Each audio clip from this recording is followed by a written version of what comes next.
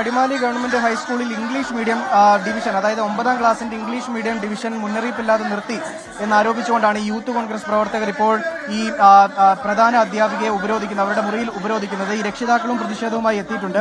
ഈ English medium ഡിവിഷനിൽ 9 കുട്ടികളാണ് പഠിച്ചിരുന്നത്. അതിൽ 2 കുട്ടികൾ TC വാങ്ങിപ്പോയി. പിന്നീട് ഉണ്ടായിരുന്ന 3 കുട്ടികൾ സേ പരീക്ഷ എഴുതി പാസ്സായതാണ്. ബാക്കി 5 കുട്ടികളാണ് ഈ ക്ലാസ്സിൽ പഠിക്കേണ്ടത്. ഈ കുട്ടികളെ വെച്ചുകൊണ്ട് ഡിവിഷൻ മുന്നോട്ട് കൊണ്ടുപോകാൻ ബുദ്ധിമുട്ടുണ്ട് എന്ന് കഴിഞ്ഞ ദിവസം ഈ അധ്യാപിക ഈ രക്ഷിതാക്കളെ വിളിച്ച് അറിയിച്ചിരുന്നു. അതിലുള്ള പ്രതിഷേധമാണിത്. കാരണം 9ാം ക്ലാസ്സിൽ മാത്രം 71 കുട്ടികൾ മലയാളം ഡിവിഷനിൽ പഠിക്കുന്നുണ്ട്. മലയാളം ഡിവിഷനിൽ അഡ്മിഷൻ എടുത്തത് 71 കുട്ടികളാണ്. പക്ഷേ നിലവിൽ സർക്കാർ അനുവദിച്ചിരിക്കുന്നത് 2 ഡിവിഷൻ മാത്രം. ഈ 71 കുട്ടികളെ മാത്രം ഒരു ഡിവിഷനിൽ ഇരുത്തി പഠിപ്പിക്കാൻ കഴിയില്ല. ബാക്കി 5 പേർക്ക് വേണ്ടിയാണ് ഇംഗ്ലീഷ് മീഡിയം ഡിവിഷൻ പ്രവർത്തിക്കുന്നത്. ഈ 71 കുട്ടികളെ 2 ഡിവിഷനാക്കി പഠിപ്പിക്കുന്നതിന്റെ ഭാഗമായിട്ടാണ് ഇംഗ്ലീഷ് മീഡിയം നിർത്താൻ വേണ്ടിയുള്ള ഒരു ആലോചന ഈ സ്കൂൾ നടത്തുകയും ചെയ്തിട്ടുള്ളത്. എന്തായാലും അത് അനുവദിക്കാൻ കഴിയില്ല എന്നുള്ളതാണ് പറയുന്നത്. ഇംഗ്ലീഷ് മീഡിയം ഡിവിഷൻ നിർത്തലാക്കാൻ കഴിയില്ല, അത് തുടർന്ന് പോയേ പറ്റൂ എന്നുള്ളതാണ് പ്രധാനമായും ഈ പ്രതിഷേധക്കാർ പറയുന്നത്. യൂത്ത് കോൺഗ്രസിന്റെ പ്രതിഷേധവും അതുപോലെ തന്നെ SFI പ്രവർത്തകരും ഇവിടെ എത്തിയിട്ടുണ്ട്. പോലീസും ഈ സംഭവ സ്ഥലത്തുണ്ട് എന്നുള്ളതാണ് നമ്മൾ ഈ ദൃശ്യങ്ങളിൽ നിന്ന് മനസ്സിലാക്കാൻ കഴിയുന്നത്.